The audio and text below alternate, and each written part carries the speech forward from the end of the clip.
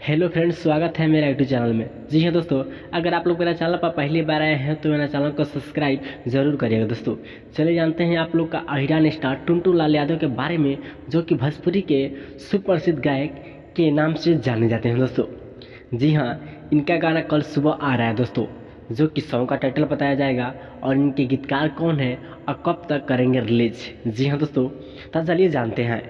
जी हाँ, सॉन्ग का टाइटल है लड़की के हाथे पिटाई जाइबे।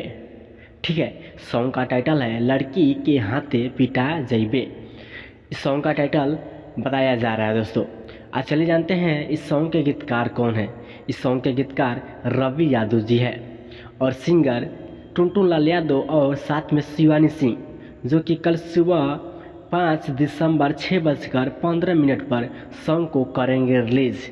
जी हाँ, तिरुमती म्यूजिक वर्ल्ड कंपनी के माध्यम से दोस्तों। जी हाँ, तो मिलते हैं नेक्स्ट वीडियो में।